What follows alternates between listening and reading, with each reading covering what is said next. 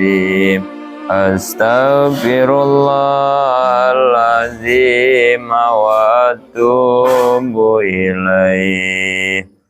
الفاتحة. أعوذ بالله Bismillahirrahmanirrahim. Alhamdulillahi Rabbil Alamin. Ar-Rahmanirrahim. Maliki yaumiddin.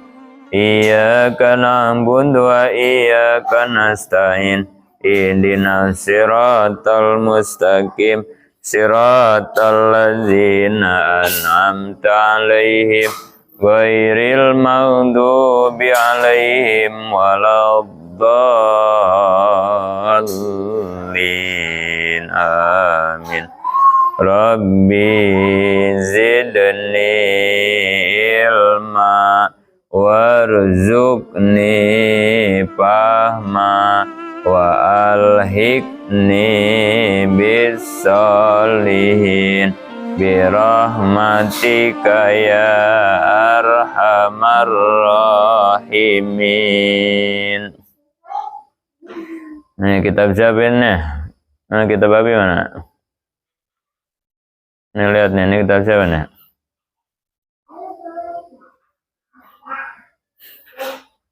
Kitab babinya mana, kitab babinya?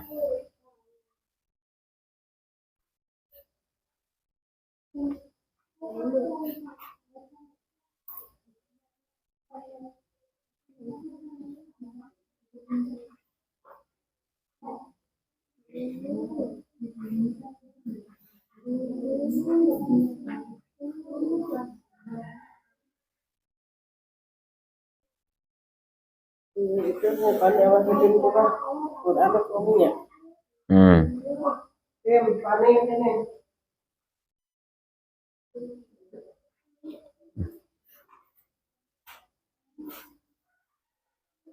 Ngambil kitab babi, ini kan kitab babi nih.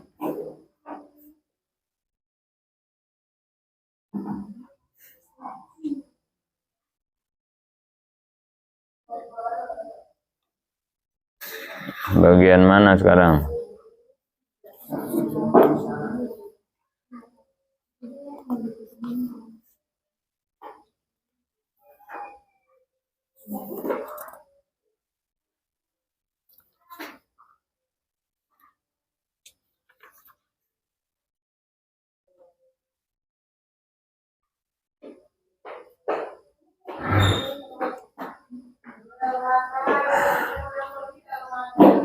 Bismillahirrahmanirrahim. Kita lanjutkan pelajaran kitab Aqidah Islamiyah bagian pasal ketiga hukum syara. Bismillahirrahmanirrahim. Sebelumnya sudah dibahas, sudah kita pelajari bersama bahwa hukum secara pandangan ilmu tauhid terbagi berapa? 3. Pertama hukum syara, yang kedua hukum akal, yang ketiga hukum adat. Jadi sebelumnya sudah kita bahas tentang pembagian hukum menurut tauhid, ada 3. Hukum syara, hukum akal, dan hukum adat. Dan dari ketiga hukum itu ada urutannya, ada tingkatannya. Ada hukum yang terkuat, kemudian yang sedang, dan yang lemah. Artinya tingkatan itu agar kalau kita mendapati ada ketiga hukum itu yang bertentangan, maka cara pengambilan hukumnya kita harus mengambil hukum yang kuat. Maksudnya begitu ya.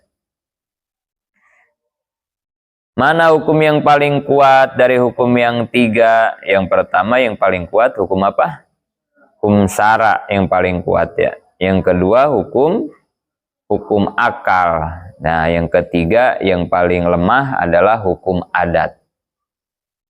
Jadi kalau misalnya hukum syara bertentangan dengan hukum akal, maka yang harus kita ambil hukum apa?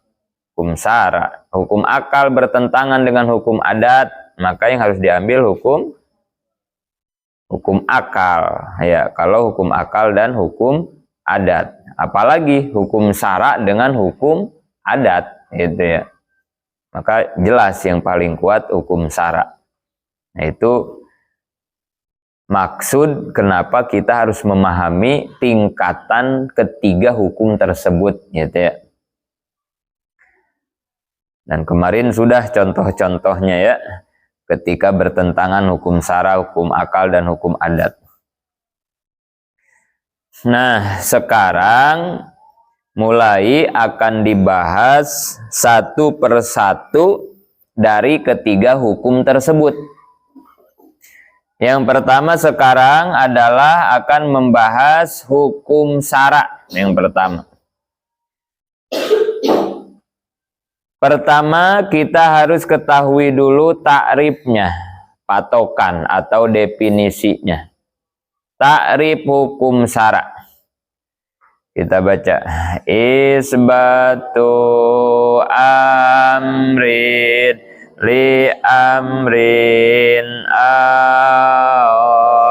nafyu anhu biwasitati wad'il wadi'i wa huwa hitabullahi ta'ala al-muta'alaku bi af'alil mukallafin bitolabi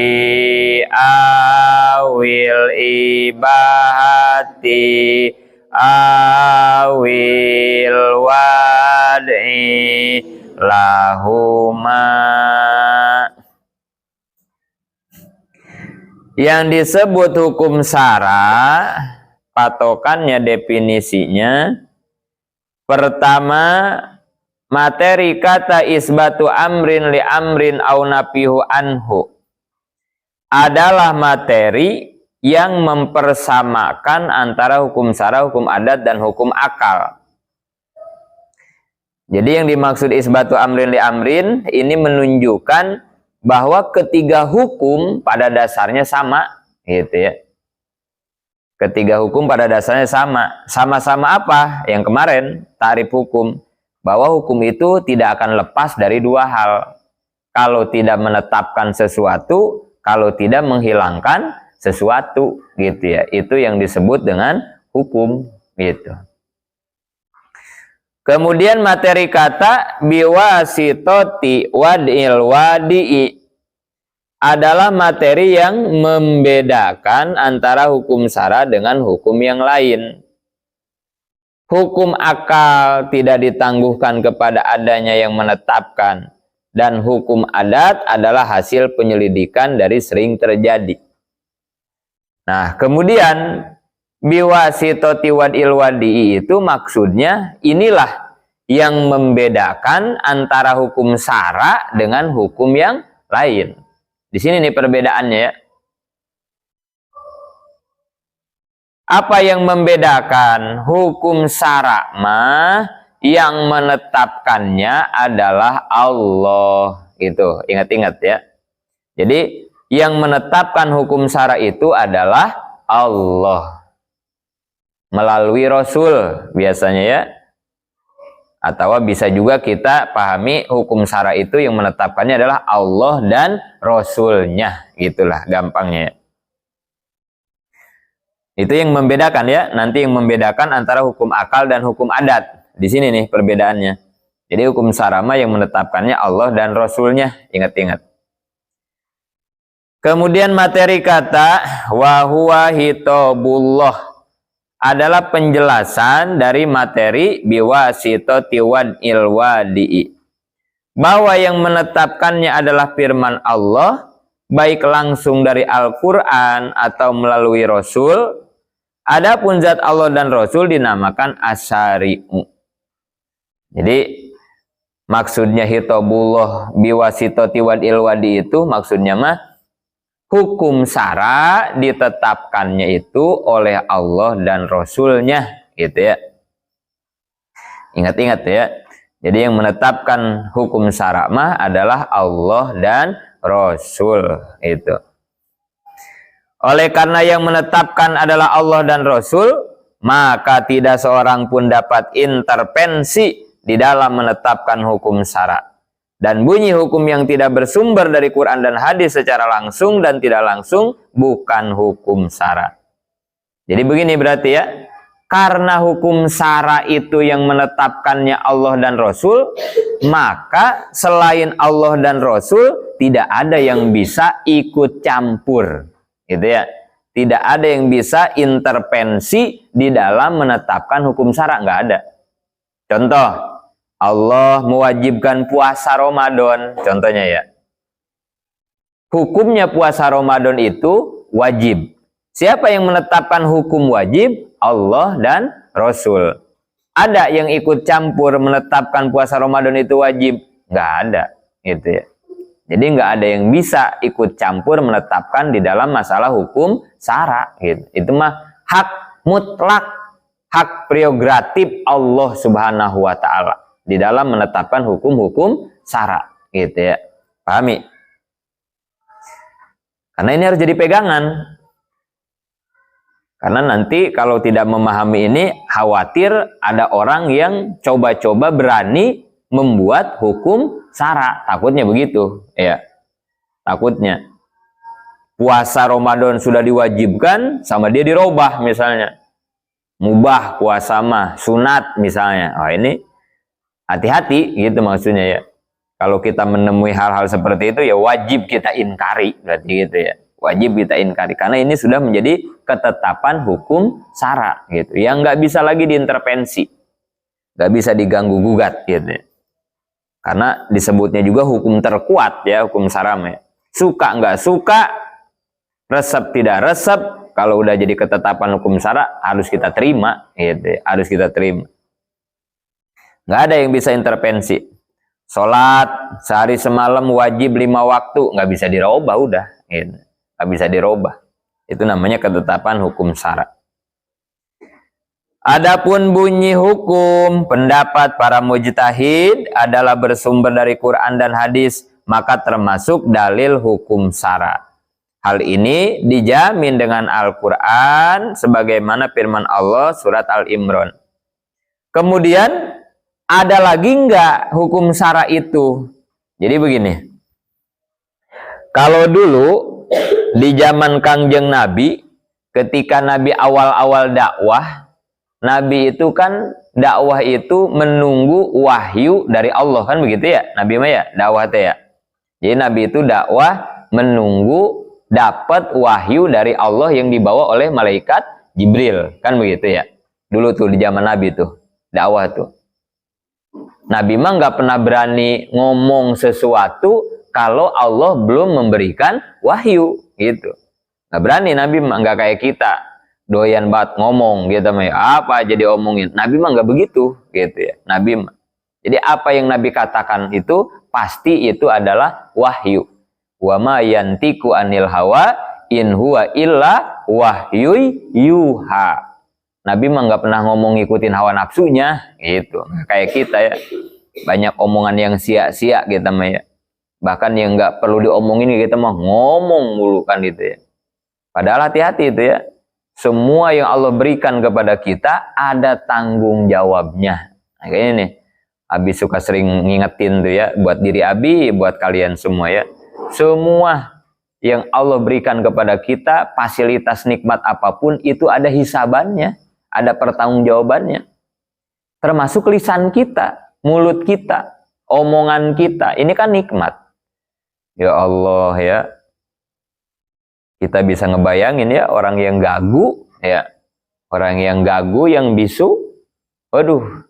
Bisa kita bayangin ya. Coba dah jajal-jajal ngobrol sama dia. Ya bukan ngobrol ngomong, kalau Mang Gago mah ya biasanya dia bisa nulis gitu ya.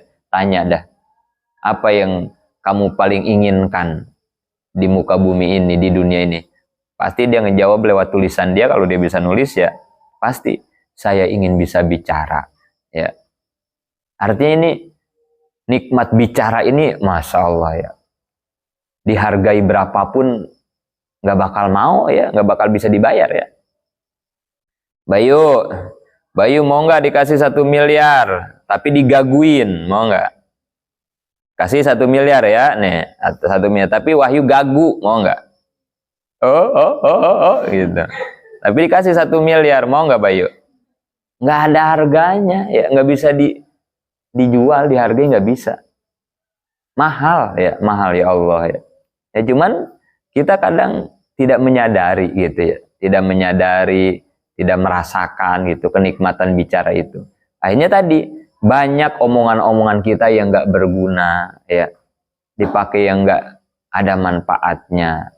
Padahal nanti di akhirat ini dipertanggungjawabkan ya. Ya Allah, berapa tahun kita harus mempertanggungjawabkan urusan omongan doang ya. Hisabannya nanti Masya Allah. Hati-hati ya, jangan suka doyan ngomong jadi orang ya, jangan suka doyan ngomong. Karena Nabi juga begitu tuh dulu nyontoinnya. Nabi itu nggak pernah bicara kecuali kalau sudah ada wahyu. Bahkan ketika sahabat nanya juga kalau wahyu belum turun, Nabi mah nggak sok-sok jago, sok-sok pinter, main jawab aja, enggak. Jadi kalau ada yang nanya tuh nunggu wahyu dulu. Kalau udah ada wahyu baru gitu.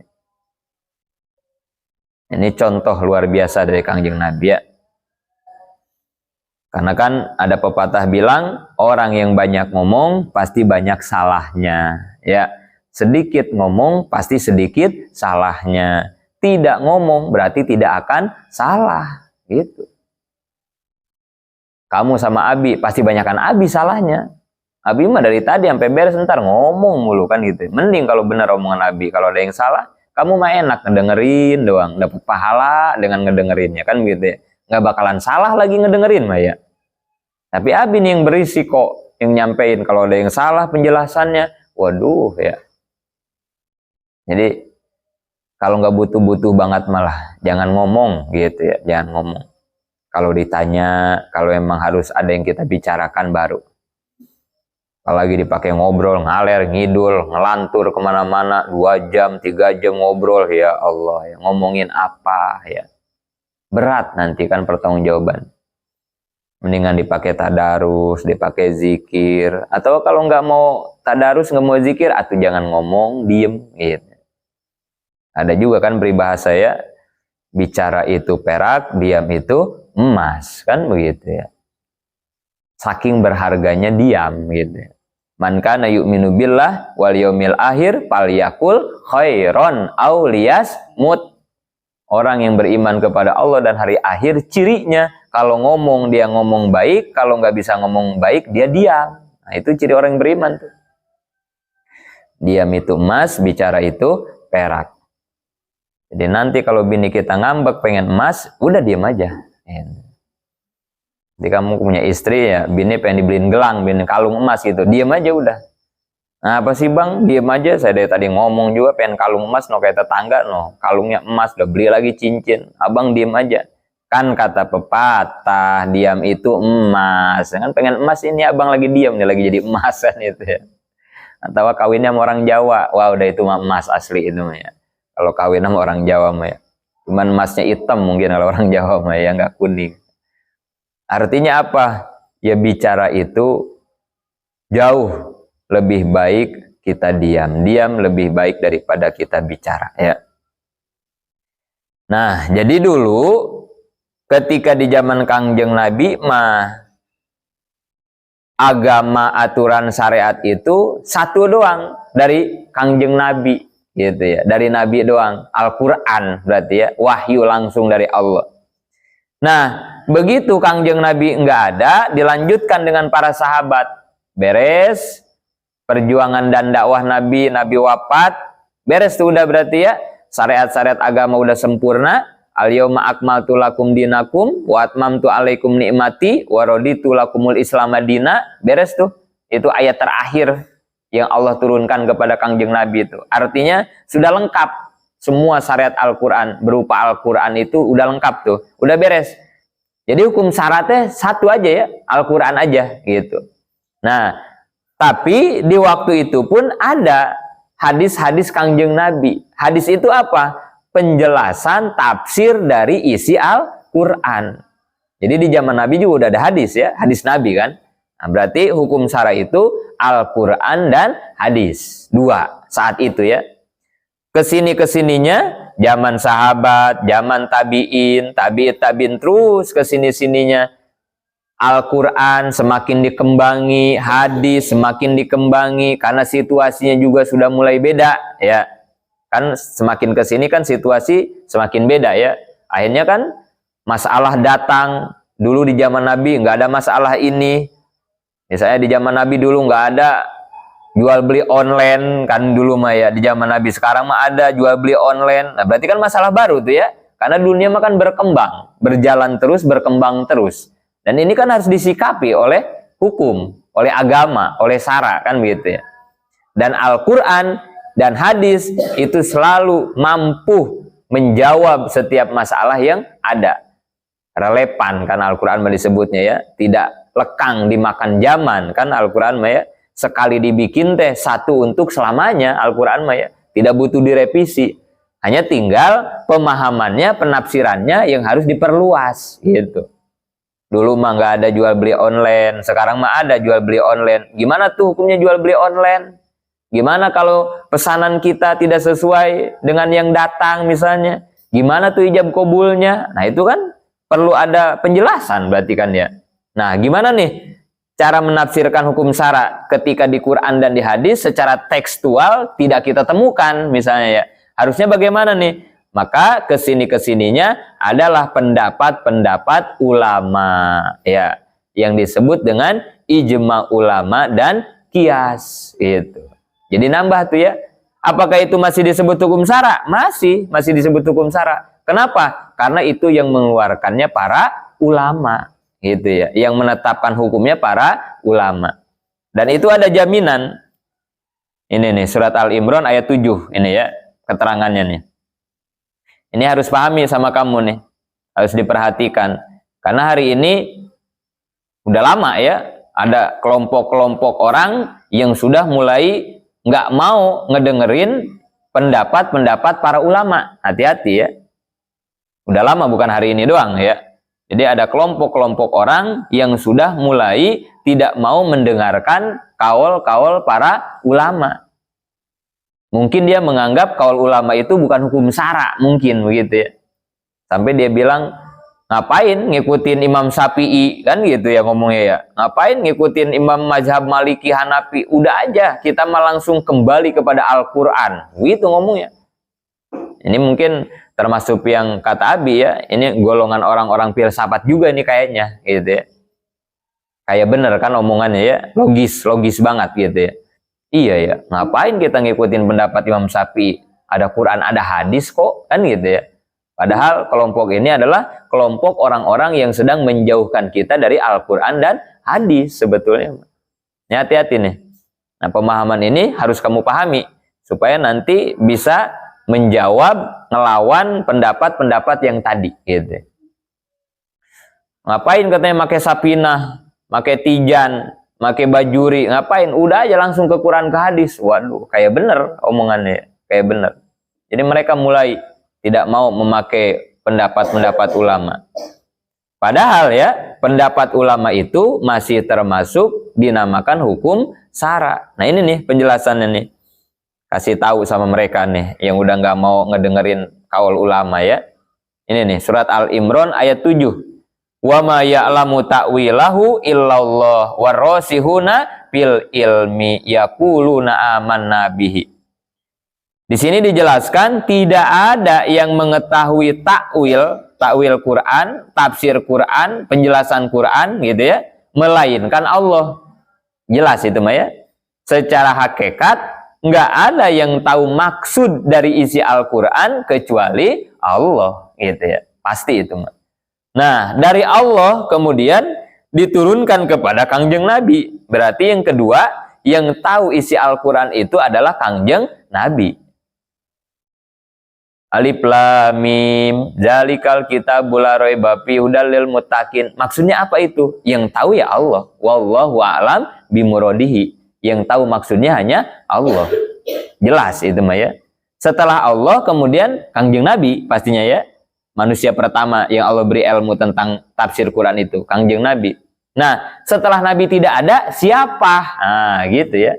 Yang bisa menafsirkan Quran, yang bisa mentakwil Quran setelah nabinya nggak ada siapa? Nah, di sini kata Allah warosihuna fil ilmi, yaitu orang-orang yang mendalami ilmu. Nah, itu siapa orang-orang yang mendalami ilmu? Yaitu para ulama. Ya, ini ada jaminannya nih di Quran. Jadi yang bisa mentakwil Quran setelah Allah dan Rasulnya adalah para ulama. Makanya ulama dikatakan al ulama warasatul anbiya. Ulama mah pewaris para nabi gitu. Apa warisan Kangjeng Nabi? Kata Nabi dalam hadis, aku meninggalkan 2 perkara. Kalau kamu pegang teguh 2 perkara itu, lantadillu abada, kamu tidak akan sesat selama-lamanya. Apa itu? Kitabullah wa sunnati rasulihi, Al-Quran dan hadis. Itulah peninggalan Nabi. Kalau peninggalan disebutnya apa? Warisan, kan begitu ya. Peninggalan itu disebutnya warisan. Berarti ulama adalah pewaris Nabi, warisannya apaan? Al-Quran dan hadis. Artinya yang bisa memecah, membuka, menjelaskan Al-Quran hadis mah adalah para ulama. Gitu ya. Nah, ini ya, jelas ya Al-Imran ayat 7 ini.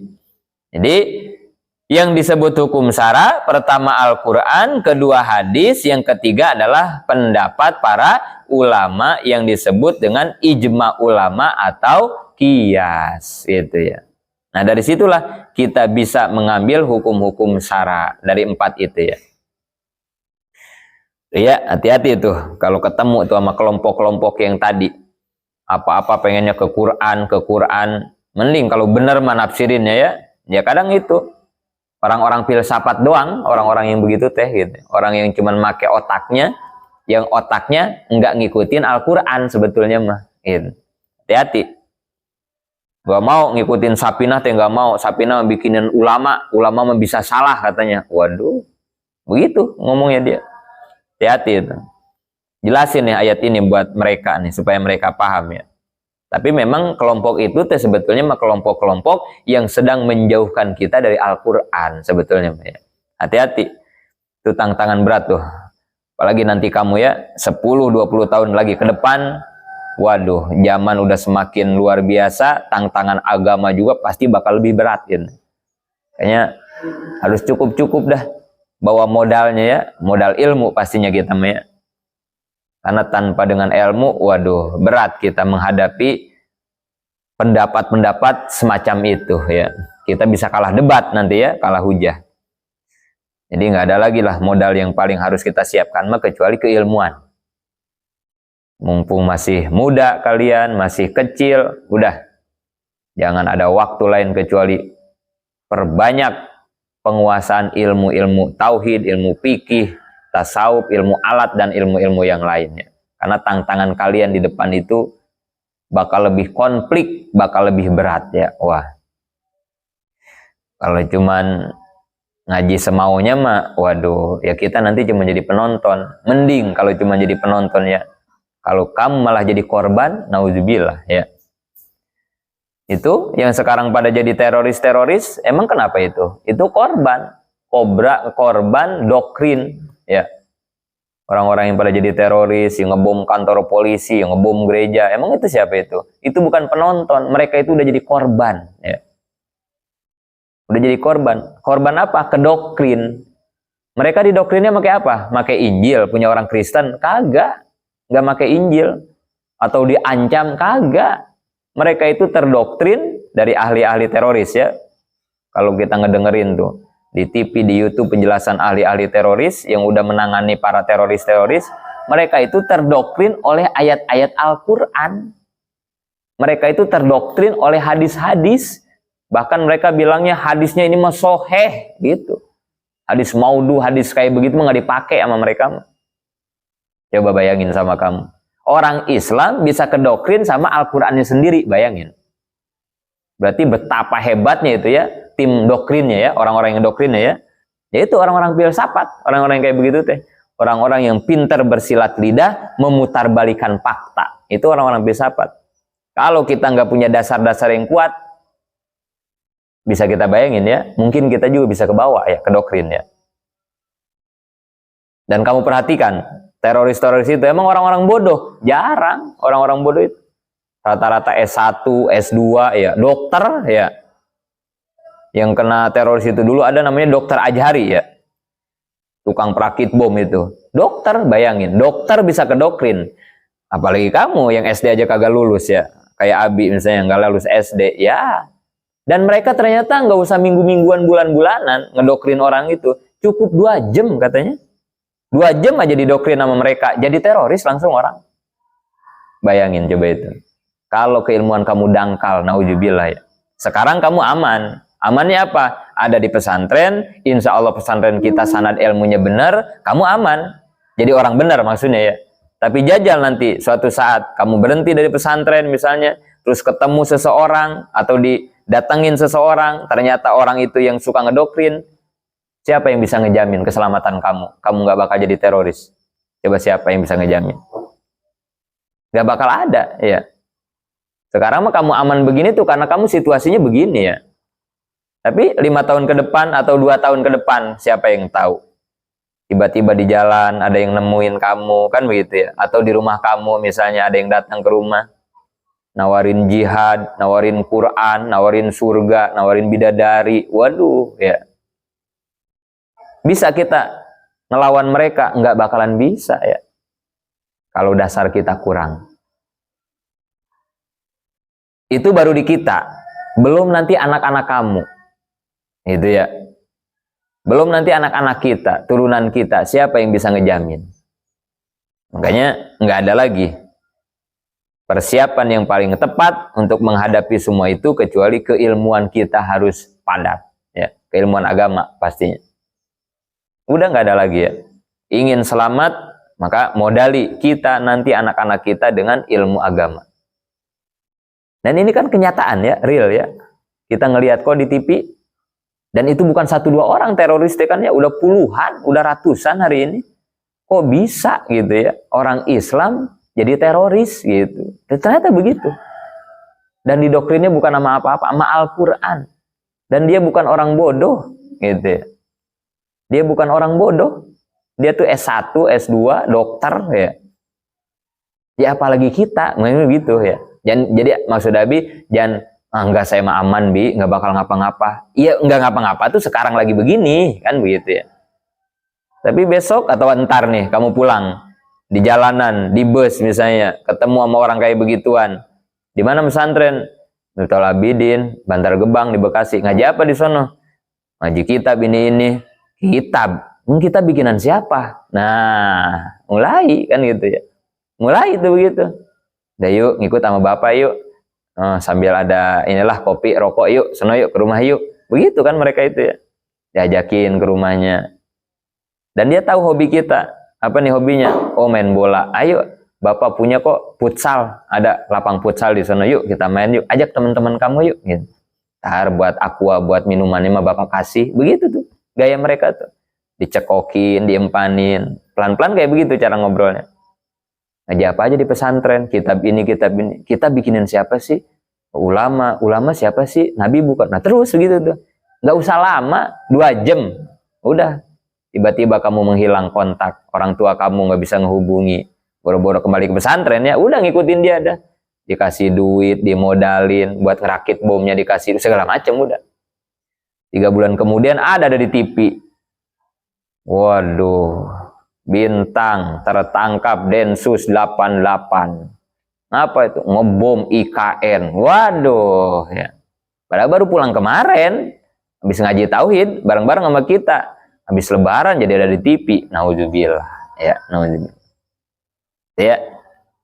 Jadi realita-realita yang ada saat ini jangan disepelekan gitu ya. Kita harus sikapi dengan persiapan matang, maksudnya begitu ya. Dan ini realita gitu ya, realita. Apa sih bilah, saya mah masih kecil ini ngurusin main bola juga saya mah belum beres, segala ngurusin teroris agama ya. Ini tanggung jawab kalian gitu ya. Tanggung jawab kalian. Bahkan kalian harus beruntung ya. Di masa-masa kalian yang masih muda seperti ini, kalian sudah diberikan info-info yang penting gitu ya. Info-info yang penting. Coba kalau nggak pesantren, nggak ngaji, siapa yang memperhatikan urusan ini? Kan gitu ya. Kayak ini menjadi tugas kalian ya. Ini nih. Jadi hati-hati tuh sama kelompok-kelompok semacam tadi yang mulai menjauhkan kita dari Al-Quran, dari ulama. Dia nggak paham ada ayat ini ya. Ternyata pendapat ulama itu masih termasuk hukum syara ternyata ya. Hukum syara itu kan kuat, kan begitu ya. Berarti nggak main-main ya pendapat ulama, ijtima ulama dan kias itu ya. Nggak bisa dimain-mainkan itu. Kuat. Bahkan dijamin juga oleh hadis. Nah ini juga ada hadisnya nih. Iza hakamal hakim fajtahada fa'asoba falahu ajroni. Wa iza hakamal hakim fa'ahto'a falahu ajrun wahid. Apabila ada seorang mujtahid, ahli ilmu, dia berijtihad. Kalau ijtihadnya benar, maka dia dapat 2 pahala. Kalau ijtihadnya salah, maka dia tetap dapat pahala. Hanya 1.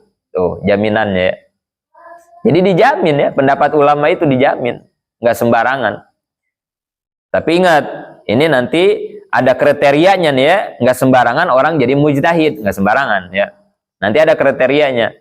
Siapa yang bisa jadi mujtahid itu ada syaratnya gitu. Bahkan kalau untuk mujtahid mutlak yang 4, Imam Syafi'i, Hanafi, Maliki, Hambali, kayaknya untuk sekarang udah nggak ada yang bisa itu ya. Kayaknya udah nggak ada yang bisa ya. Kayak Imam Syafi'i gitu ya, Imam Syafi'i, Imam Maliki, kayaknya udah nggak ada yang bisa. Otak-otak zaman sekarang makanya udah nggak ada yang bisa. Ya paling kita mah kalau sepintar-pintarnya juga paling jadi mujtahid fatwa, paling begitu ya. Paling sebatas itu dah. Karena berat ya, berat. Syarat jadi mujtahid itu nggak gampang, berat. Harus menguasai ilmu, harus hafal Quran, ribuan hadis, wah berat. Gitu. Otak-otak model kita zaman sekarang makanya udah nggak bakal ada yang kuat dah. Gitu. Cuma kelas-kelasnya Imam Syafi'i, yang mana Imam Syafi'i mah ya dari umur 7 tahun aja Quran udah tamat. Bahkan Imam Syafi'i mah kan nggak boleh ngedengar sesuatu langsung hafal. Imam Syafi'i mah kan begitu ya. Makanya Imam Syafi'i nih kalau dari rumah mau ke masjid tutup kuping Imam Syafi'i, karena apa aja yang dia dengar langsung hafal Imam Syafi'i, saking cerdas-cerdasnya ya Imam Syafi'i. Jadi nggak dengar ya ada orang nih nyanyi misalnya gitu ya, berapa lagu udah cukup sekali ngedenger kayak langsung hafal Imam Syafi'i. Tahu ada orang bacain hadis, bacain Quran, bacain kitab bapak langsung hafal, saking cerdas-cerdasnya Imam Syafi'i ya. Kita mau udah dibaca, udah dibulak-balik, udah kagak masuk gitu. Saking bebel-bebelnya otak kita ya. Ya udah mah bebel tambah maksiat mulu, wah udah dah repot ya. Nah, Imam Syafi'i mah luar biasa. Makanya kayaknya nggak bakal ada yang bisa ya setingkat Imam Syafi'i, makanya zaman sekarang ya. Nggak ada yang bisa kayaknya. Jadi nggak gampang, nggak mudah ingin menjadi mujtahid itu berat ya, berat. Kemudian dalam hadis tersebut tidak terdapat data yang mempermasalahkan mujtahid, walaupun pendapatnya tidak tepat kepada sasaran dari Allah. Hal ini menunjukkan kepada kita bahwa pendapat para mujtahid itu benar. Jadi gitu ya, jaminannya jelas ya. Mujtahid mah mau benar mau salah, ijtihadnya tetap dapat pahala gitu ya. Dan kita boleh ngikutin gitu ya. Kita boleh ngikutin. Begitu pula halnya dengan hukum kias. Nah, yang tadi berarti disebutnya ijma ulama ya. Yang pertama itu tadi ijma ulama. Pendapat mujtahid itu disebutnya ijma ulama. Ada lagi yang keempat, hukum syara itu disebutnya kias. Ini pun ada jaminan dari Allah, dari Al-Quran. Mana jaminannya? Surat Al-Hasr ayat 2. Pak tabiru ya ulil absor. Nah, ini jaminan untuk masalah kias. Maka ambillah contoh dari kejadian-kejadian itu, wahai orang yang punya pandangan. Hukum kias juga sama ya, termasuk hukum syara. Apa itu hukum kias? Menyamakan satu hukum dengan hukum yang lain, namanya kias. Contoh, di Al-Quran enggak ada ayat atau di hadis, enggak ada ayat yang menunjukkan bahwa nendang orang tua haram. Di Quran enggak ada ya. Silahkan kita cari. Nendang orang tua kita tendang gitu ya. Itu hukumnya haram. Itu di Quran enggak ada, silahkan kamu cari. Ada enggak satu ayat yang menjelaskan bahwa nendang bapak, nendang ibu haram? Nggak ada tuh ya, di Quran kita cari, nggak ada. Tapi kira-kira nendang bapak, nendang ibu itu hukumnya apa?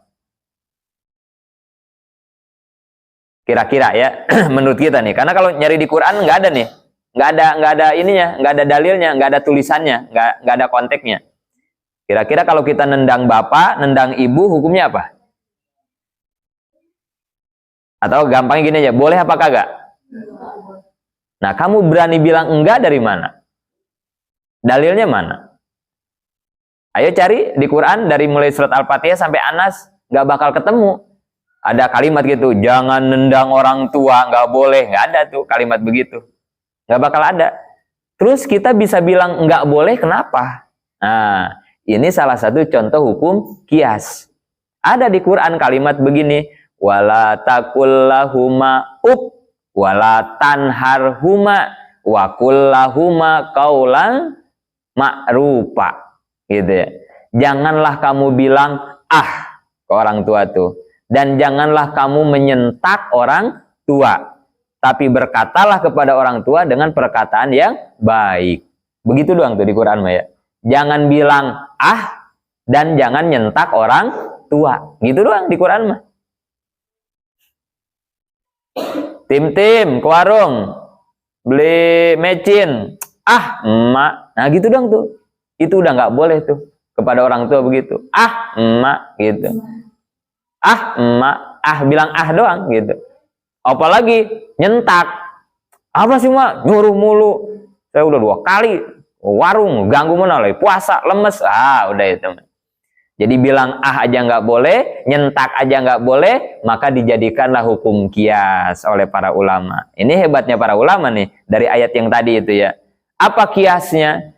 Nyentak aja kagak boleh, bilang aja kagak boleh, apalagi kalau orang tua kita tendang. Nah gitu tuh hukum kias tuh begitu. Menyamakan satu hukum dengan hukum yang ada, namanya kias. Kira-kira orang tua kalau disentak sama kita sakit gak? Kesinggung, sakit ya. Terus apalagi yang membuat orang tua sakit berarti haram gitu. Ngiasin deh begitu ya. Orang tua kalau kita sentak pasti sakit hati banget. Sakit hati dia. Orang tua kita disentak gitu, sakit hati banget. Berarti setiap yang menyakiti hati orang tua haram. Termasuk orang tua kalau ditendang sakit hati nggak? Sakit hati, sakit badan itu mah ya. Nah itu hukum kias kayak begitu ya. Jadi ada persamaan. Sama-sama apa? Sama-sama menyakiti orang tua. Cuman caranya beda. Ada yang dengan nyentak, ada yang cara nendang. Gitu. Tapi sama-sama aja. Itu namanya hukum kias tuh begitu. Coba itu. Kalau nggak pakai hukum kias, nggak ketemu hukum itu ya. Nggak ketemu. Kamu juga tadi ditanya bingung. Nendang orang tua boleh nggak? Nggak boleh. Mana dalilnya? Iya ya, mana dalilnya ya? Nah, itu. Nah, ini juga yang harus kita pahami untuk nanti mencegah pendapat orang-orang filsafat yang salah gitu. Karena kadang begitu orang filsafat juga, nggak ada tuh di Qur'annya, berarti boleh tuh gitu. Kayak apa? Pemahaman orang-orang filsafat salah satunya. Dia mengkritik sifat yang wajib di Allah itu 20. Dikritik sama dia ya. Masa katanya sifat Allah yang wajib cuma 20? Gitu kata mereka. Wujud, qidam, baqo ya cuma 20. Itu dikritik sama mereka. Allah itu kan maha besar, maha segala-gala, maha kuasa. Dan kekuasaannya, kebesarannya tidak terhingga, tidak terukur. Masa sifatnya cuma 20? Gitu. Coba bayangin kamu kalau ketemu sama orang begitu. Iya ya. Kan Allah maha besar, maha segala-gala. Kok sifatnya terbatas? Kan gitu ya. Coba ngejawabnya gimana? Kalau kita kagak ngaji ya. Itu pemahaman filsafat tuh kayak begitu. Dikritik sifat 20 kita tuh, aqidul iman kita dikritik tuh. Enggak begitu, sifat Allah mah enggak terhingga. Gitu kata mereka. Bukan 20 sifat Allah mah bukan, gitu. Padahal apa? Memang benar, kita juga setuju sifat Allah mah nggak terhingga, nggak ada batasannya. Cuma yang wajib kita ketahui, kebetulan di Al-Quran adanya segitu, nah maka segitu. Gitu jawabannya ya. Di Quran yang ada dijelasin sifat Allah itu cuma 20. Ya udah, yang wajib kita ketahui 20 aja. Gitu. Tapi secara hakikat mah sifat Allah itu nggak ada batasannya. Nggak ada yang tahu lagi, kan gitu ya. Nah, ini hal-hal kayak begitu juga, kalau nggak kita pahami, nggak kita jawab, kita bisa kalah hujah sama mereka gitu. Iya ya, ngapain kita ngapalin sifat 20? Masa sifat Allah terbatasi? Nah gitu ya. Kan kayak bener omongan begitu teh ya. Allahnya maha kuasa, maha segala-gala, masa sifatnya dibatasi? Iya ya. Nah gitu ya. Ini pemahaman-pemahaman filsafat yang harus diwaspadai kayak begitu ya. Padahal jawabannya tadi ya, bukannya kita nggak percaya sifat Allah itu banyak, nggak ada yang tahu hitungannya. Cuma kebetulan di Quran yang ada segitu doang, gitu jawabannya. Kalau kamu dapat lagi mah, ayo saya tambahin mau 30-40 juga, tapi mana kan gitu, nggak ada lagi. Cuman segitu-gitunya. Idam, bako, muholapatul lil hadisi, kiamu, udah nggak ada lagi gitu. Tapi bukan berarti kita menafikan sifat-sifat Allah yang lain, enggak tuh kan gitu ya. Ya, jadi jelas hukum syara sekarang bisa kita simpulkan awalnya mah cukup Al-Qur'an saja ya. Setelah itu ditambah dengan hadis Kangjeng Nabi. Nah, kesininya semakin berkembang zaman dan manusia, akhirnya adalah hukum syara itu disebutnya ijma ulama dan qiyas. Yang dua-duanya itu ada dalilnya gitu ya, ada sumbernya, nggak sembarangan. Maka hati-hati dengan kelompok-kelompok yang saat ini mencoba menjauhkan kita dari Al-Quran atau melarang kita mendengar pendapat-pendapat ulama. Hati-hati gitu. Kita nggak sembarangan gitu ya, ngikutin ulama kita ada dalilnya gitu. Jadi jangan ragu gitu ya, jangan ragu. Ngapain ngikutin Imam Syafi'i? Imam Syafi'i kan manusia juga, manusia kan bisa salah. Iya, benar-benar. Cuman Imam Syafi'i bukan kamu gitu. Beda kelasnya kamu dengan Imam Syafi'i, itu ya. Imam Syafi'i mau salah kayak mau benar dijamin Imam Syafi'i ya. Dijamin Imam Syafi'i karena kelasnya udah kelas mujtahid, gitu ya. Kemudian materi kata al-muta'allaq bi af'alil mukallafin dan bitolab awil ibahah yang bertalian dengan pekerjaan mukallaf bersifat perintah atau anjuran. Materi ini menunjukkan bahwa firman Allah dan Rasul yang menjadi hukum syara adalah firman yang ada kaitannya dengan amal perbuatan manusia yang balik dan berakal. Dan isinya menuntut dikerjakan, baik perintah, larangan, atau anjuran. Jadi begini, tidak semua isi Al-Quran itu menjadi hukum syara. Itu maksudnya ya. Kan tadi udah dijelasin tuh, bahwa hukum syara itu Al-Quran. Kan gitu ya. Hukum syara itu Al-Quran, hadis, ijma ulama dan qiyas gitu ya. Oh berarti Al-Quran itu semuanya hukum syara? Enggak. Gitu, awas perhatiin ya. Jadi enggak semuanya isi Al-Quran itu menjadi hukum syara, enggak. Karena ada kalimat ini ya, al-muta'allaqu bi af'alil mukallafin. Al-Quran yang jadi hukum syara itu yang isi Al-Qurannya ada kaitan dengan pekerjaan mukallaf. Misalnya perintah, larangan gitu ya. Baru itu ayat disebut hukum syara itu. Jadi kalau nggak ada perintah, nggak ada larangan, nggak ada kaitan dengan pekerjaan mukallaf, bukan hukum syara itu mah. Jadi jangan abong-abong Quran teh hukum syara semuanya jadi hukum syara, enggak begitu. Gitu. Awas, paham ya? Jadi ditanya, Al-Quran hukum syara itu apa? Al-Quran, misalnya kan begitu ya. Oh berarti semua Al-Quran itu hukum syara? Enggak semuanya hukum syara. Yang ada perintahnya doang gitu ya, ada perintahnya yang berkaitan dengan mukallaf gitu doang gitu ya. Contoh firman Allah yang berkaitan dengan proses penciptaan manusia, surat At-Tin ayat 4, laqad khalaqnal insana fi ahsani taqwim. Ini hukum syara bukan ya, karena di sini nggak ada kaitan perintah kepada mukallaf gitu ya. Atau misalnya ayat kisah Nabi, izqala Yusufu li abihi ya abati inni ra'aitu ahada asyara kaukaba. Ini hukum syara bukan? Bukan. Ini mah ayat tentang kisah, gitu ya. Mana yang contohnya ayat Quran hukum syara? Seperti ini nih, surat Al-Baqarah ayat 110. Wa aqimus sholah wa atuz zakah. Dirikanlah sholat dan bayarlah zakat. Nah, ini baru ayat Quran yang jadi hukum syara mending kayak begini ya. Ayat Quran yang isinya perintah. Perintah apa di situ? Hah? Apa Dis? Perintahnya itu apa Dis? Ayat yang tadi perintahnya apa itu? Manda? Apa itu perintahnya apa itu? Di ayat yang barusan perintah Allahnya apa itu untuk mukallaf?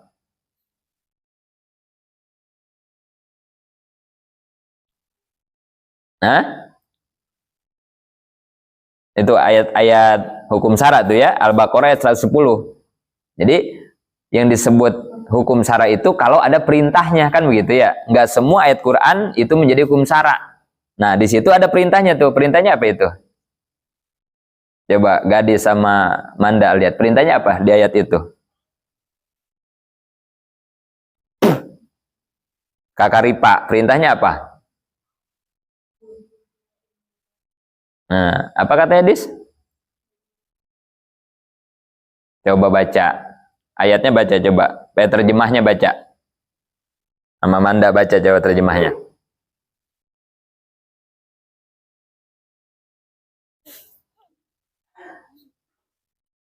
Coba Neng, baca Neng. Jangan dioper kitabnya itu kitab siapa itu? Neng nggak pakai kitab. Enggak barusan Neng nggak pakai kitab ngajinya. Dis mana kitabnya? Oh, udah jangan dipinjam kan punya. Coba Neng baca itu. Terjemahnya apa itu? Coba Ulan baca. Nah, jadi perintahnya apa? Perintahnya apa, Lan? Nah, itu perintah bukan? Nah, karena perintah berarti ayat itu disebutnya ayat apa? Ayat hukum. Nah, gitu. Gampang nggak, Dis? Manda? Gampang nggak? Gampang nggak tadi yang Abi jelasin? Gampang nggak dipahaminya? Jadi yang disebut hukum syara, ayat Al-Quran yang ada perintahnya. Ngerti nggak, Manda? Hah? Fikri, hukum syara itu berarti ayat Al-Quran yang ada perintahnya. Ngerti nggak Fikri? Tuh gitu, Manda ngerti nggak? Gimana? Jadi yang disebut hukum syara, coba Andis, yang di hukum syara itu berarti ayat Quran yang ada, yang ada perintahnya ya. Contohnya seperti di situ ya, ayat itu, di situ memerintahkan sholat dan, nah gitu, ngerti nggak Andis? Gitu. Tapi kalau didengerin ngertinya, kalau sambil ngobrol mah nggak bakal ngerti ya. Jangan ngobrol ngajinya ya. Biar ngerti. Nggak susah kok, ngajinya nggak susah kan ya Fikri ya? Nggak susah kalau mau ngedenger. Nah, gitu. Jadi kalau nggak didengerin mah yang gampang juga jadi susah ya. Dengerin ngajinya, dengerin ya. Biar bisa. Kayak apa? Ngaji bisa itu kayak apa kata Abi? Orang kalau ngaji ngerti, paham tuh kayak apa ibaratnya? Kayak orang mancing gitu ya.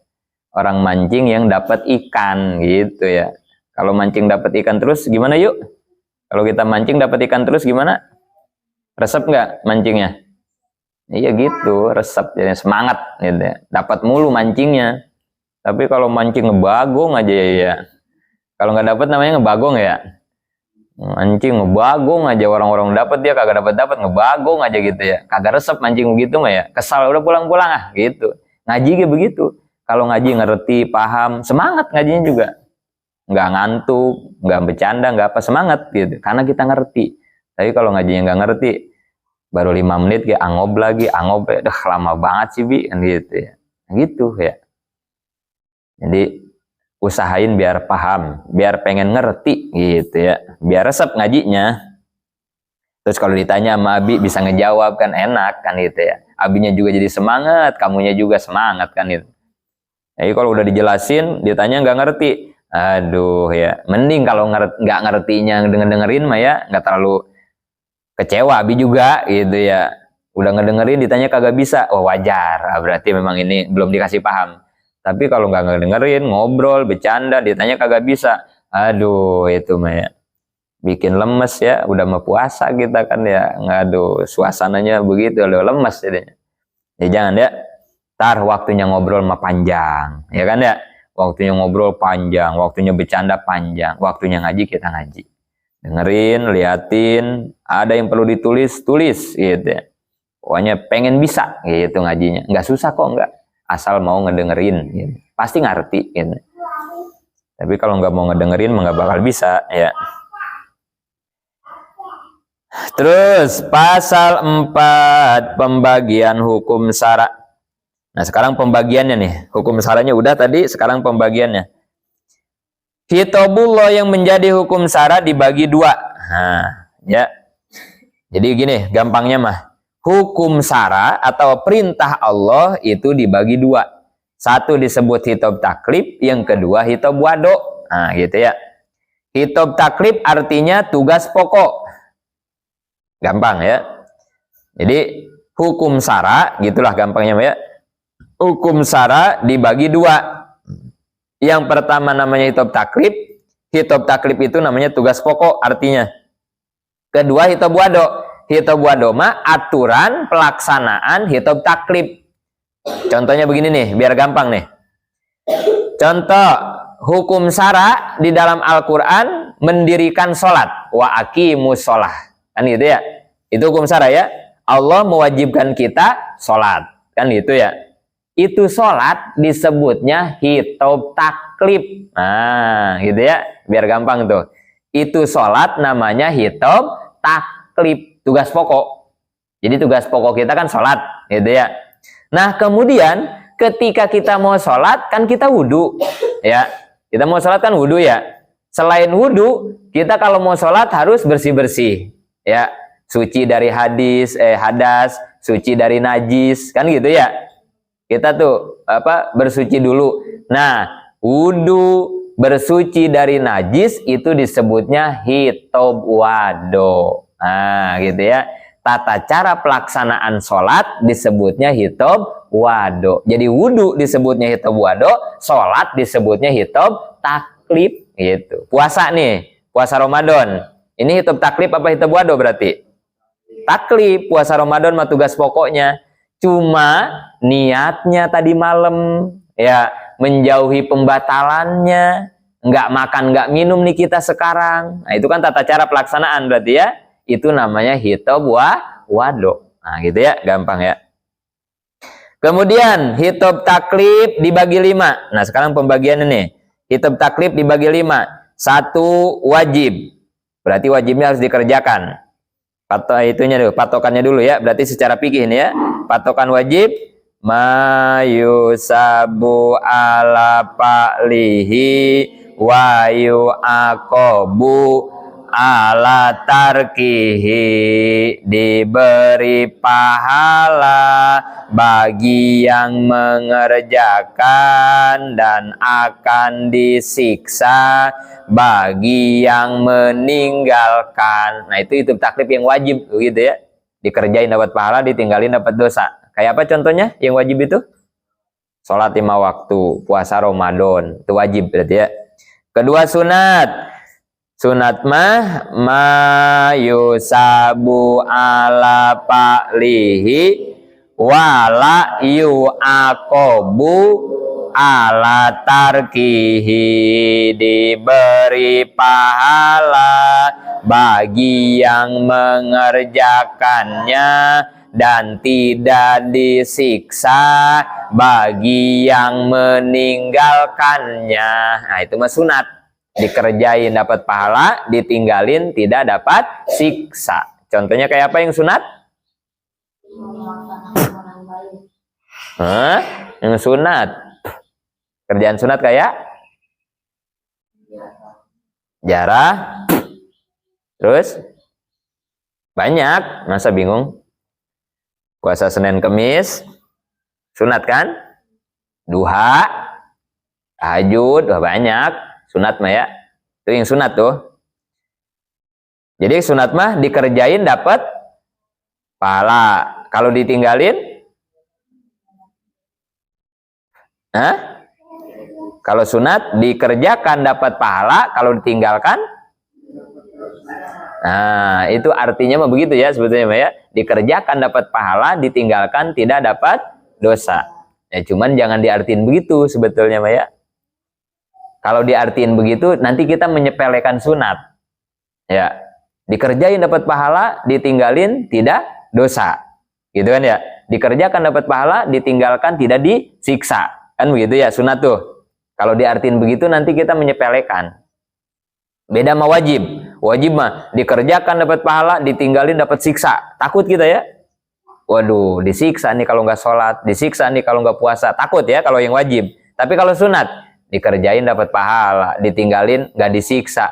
Ya udahlah nggak apa-apa kan nggak disiksa ini. Kan jadi gitu ya. Nah makanya jangan begitu ya. Ngemaknain sunat. Ngemaknainnya begini. Dikerjakan dapat pahala, ditinggalkan tidak dapat pahala. Nah gitu ya. Dikerjain dapat pahala, ditinggalkan tidak dapat pahala. Nah gitu ya. Maknainnya gitu ya. Kalau begitu mah kan ada sisi rasa rugi ya kalau begitu mah ya.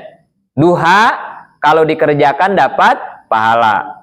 Duha kalau ditinggalkan tidak dapat pahala duha. Nah, kalau diartiin begitu kan ada, waduh, sayang ya, saya nggak dapat pahala duha. Nah, begitu ya, ngartiinnya ya. Tapi kalau kayak tadi, duha sunat, duha dikerjain dapat pahala, nggak duha juga nggak disiksa. Udahlah, nggak disiksa ini. Nah, jadi begitu kan ya. Jadi akhirnya kita nyepelin sunat. Gitu ya. Makanya ngartiinnya begitu ya. Dikerjain dapat pahala, ditinggalin nggak dapat pahala gitu ya. Biar sunat juga kita jaga gitu ya. Jangan sunat doang, jangan begitu ya.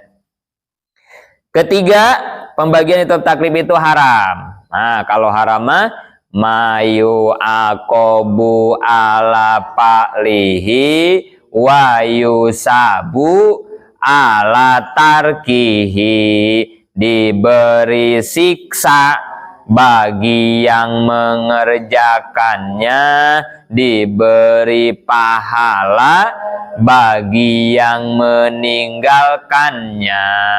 Kebalikan dari wajib, haram ya, dikerjain dapat siksa, ditinggalin dapat pahala. Nah gitu ya, kebalikan dari wajib. Makruh, makruh mah sesuatu yang dibenci apabila dikerjakan. Makruh ya. Hal-hal yang makruh. Jadi kalau ditinggalin Allah sukai, tapi kalau kita kerjai Allah benci, gitu ya. Kayak makan yang bau-bau itu kan makruh itu ya. Kalau kita tinggalin Allah suka tuh. Makan pete, makan jengkol yang bau-bau ya, makan bawang merah itu ya. Makruh itu ya. Nanti jadi bau ketek ya kalau banyak makan bawang merah kan, bau badan kan itu ya. Tinggalin tuh Allah suka gitu ya. Kalau dikerjain Allah nggak suka, namanya makruh gitu ya. Ngerokok ya termasuk ya, ngerokok tuh makruh. Karena apa dari rokok? Bukan penyakitnya ya, bukan penyakitnya. Coba perempuan yang nggak ngerokok, yang paling nggak disukain dari lelaki perokok apa coba? Bukan penyakit ya, nggak ada urusan sama paru-parunya ya. Ya, perempuan kan nggak ngerokok nih, ngedeketin lelaki yang ngerokok. Pasti bencinya bukan karena lu mah paru-paru, enggak ya, enggak begitu ya. Lu mah bengek, enggak begitu ya. Apa yang kamu benci dari perokok apa? Bau, ya kan ya. Tapi kalau yang tukang ngerokok ketemu sama tukang ngerokok, dia berduaan berendengan, bau apa kagak? Enggak, yang tukang ngerokok mah enggak ngaruh. Ini yang dibikin makruh tuh buat yang kagak ngerokok, kasihan, keganggu yang kagak ngerokok. Baunya nggak bisa dibohongin yang tukang ngerokok mah ya. Bajunya bau, napasnya bau tukang ngerokok mah gitu. Makruh itu. Makanya makruh teh begitu ya. Makruh yang bau-bau lah yang makruh-makruh dah. Kemudian yang kelima jaiz. Jaiz mah boleh. Boleh mah berarti malayu sabu ala palihi walayu akobu ala tarkihi, tidak dapat pahala bagi yang mengerjakannya, tidak disiksa bagi yang meninggalkannya. Mubah, jaiz, mubah. Mubah mah dikerjain gak dapat pahala, ditinggalin juga nggak disiksa. Mubah mah begitu ya, bebas dia mah. Kayak apa yang mubah? Kayak apa contohnya? Makan, mau makan gak dapat pahala, kagak makan juga kagak dosa. Tidur, mandi, itu ya, itu mubah itu. Cuman bagi ulama-ulama tasawuf, mubah itu adalah sesuatu yang wajib dikerjakan. Nah, Dedek. Jangan ngeganggu, diam, nggak boleh lagi ngaji. Duduk, dedek, jangan ngeganggu yang ngaji, nggak boleh. Duduk, kasih kitabnya. Ya, telepon Wah ya. Mau telepon Wah. Jemput sama Wah mau. Kasihin. Udah kasihin. Udah telepon Wah dah. Udah duduk, nggak boleh ngeganggu, nggak boleh. Kasih kitabnya, kasih.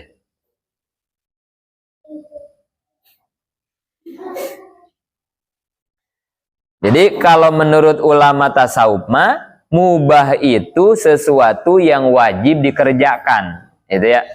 Kalau kata fikih, mubah itu dikerjain gak dapat pahala, ditinggalin gak dapat dosa. Tapi kalau kata tasawuf mah, mubah itu wajib dikerjakan. Nih perhatiin, secara tasawufnya nih. Kayak misalnya tidur itu kan mubah. Kalau kata fikih, mau tidur kek, nggak tidur, nggak ada urusan. Kata fikih. Tapi kalau kata tasawuf, kita wajib tidur. Kenapa kita wajib tidur? Karena kalau nggak tidur, kita berpotensi melakukan maksiat. Kan gitu ya? Kalau nggak tidur mah kita jadi ngomongin orang sama temen, kan gitu ya? Jadi ngeledekin temen, kan jadi dosa. Ngeliatin HP, kan jadi dosa. Maka daripada bangun maksiat, mendingan tidur. Jadi wajib tidurnya tuh, kalau kata ulama tasawuf mah, gitu ya.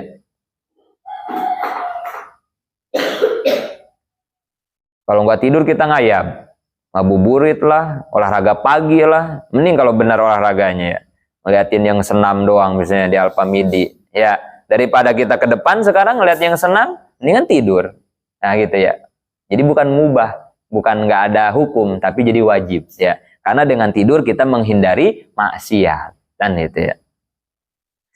Lagi bangun begini nih, ngomong kagak, ngapain kagak, tapi kadang hati nggak bisa dijaga, ya kan? Kalau bangun begini mah ya, melihat temen kesel kan itu ya, melihat ada yang cakep resep, nah kan itu hati nggak bisa kejaga kan ya. Kalau kita bangun, tapi kalau lagi tidur, ada orang yang lagi tidur dongkol sama temennya, nggak ada ya. Tidur aja kan begitu. Jadi mendingan tidur ya daripada bangun kita maksiat. Itu kalau kata tasawuf mah ya. Gitu ya pemahaman mubah teh. Kemudian itabuado juga dibagi 5. Pertama, sebab apa? Sebab sandaran hukum. Contoh, bergesernya matahari ke sebelah barat menjadi sebab masuknya wajibnya sholat zuhur. Sebab tuh kayak begitu ya. Coba kalau puasa Ramadan, apa yang menyebabkan kita wajib puasa Ramadan? Apa? Ini sebab nih. Ini mah kan contohnya bergesernya matahari ya dari atas kan ya gitu ya, tergelincir ya. Tergelincirnya matahari menjadi sebab wajibnya sholat zuhur, itu ya. Nah kalau puasa Ramadan apa coba? Yang menyebabkan kita wajib puasa Ramadan apa? Hah? Misalnya kelihatan hilal, misalnya ya. Terlihatnya hilal. Dengan terlihatnya hilal, maka kita menjadi wajib puasa Ramadan. Salah satunya itu ya. Itu sebab itu contohnya kayak begitu ya. Kemudian yang kedua syarat. Sesuatu yang harus ada dalam satu perintah. Seperti wudhu. Patokannya coba, syarat gimana? Ma wajaba wastamaro walaisa minha. Sesuatu yang wajib adanya dan terus menerus, tetapi sesuatu itu bukan bagian dari pekerjaannya. Syarat itu begitu ya. Contohnya apa? Wudhu dalam sholat. Wudhu jadi syarat sholat. Atau kalau puasa, syarat puasa apa? Islam. Ya, syarat puasa itu Islam. Berarti Islam harus ada selama kita puasa. Nah, gitu ya. Ma wajaba berarti Islam harus ada. Wastamaro. Wastamaro itu terus-menerus. Artinya selama kita puasa harus Islam. Itu wastamaro ya. Puasa dari subuh sampai maghrib. Berarti dari subuh sampai maghrib kita harus beragama Islam. Kalau kita murtad, kafir, nggak boleh. Wastamaro begitu ya. Terus menerus gitu ya. Wastamaro. Walaisa minha, tapi Islam bukan bagian dari puasa. Itu walaisa minha ya. Islam, puasa, wudu, sholat, wudu bukan sholat bukan wudu. Nah gitu. Islam bukan puasa bukan Islam. Itu namanya walaisa minha begitu. Ma wajaba wastamaro walaisa minha. Syaratnya begitu ya. Kemudian soheh, kumpulnya syarat dan rukun serta tidak ada yang membatalkan atau perintah. Atau sah kata kita mah ya. Soheh itu sah. Yang disebut sah itu apa? Apabila syarat dan rukun dikerjakan dan dia tidak melakukan pembatalan, maka ibadahnya sah, gitu ya. Batal, fasid, ini mah kebalikan dari soheh. Berarti kalau batal mah ada syarat yang rukun tidak dikerjakan. Nah, itu namanya batal ya. 5, mani. Mani mah yang menghalangi hukum. Contoh head menghalangi wanita wajib sholat. Head menghalangi wanita wajib puasa, namanya mani gitu ya, mani. Nah itulah kelima hitob wado. Bareng hitob taklif ada berapa? 1 wajib, 2, 3, 4, 5. Hitob wado ada berapa? 1, 2, 3, 4. Batal, fasid, 5, mani. Alhamdulillah, nanti kita lanjutkan pasal 5 ta'rif syara. Afwanallahu biulumihim, amin. Wallahu a'lam bishawab. Rabbin pana bima alam tanah. Rabbi alimna allazi yanfa'una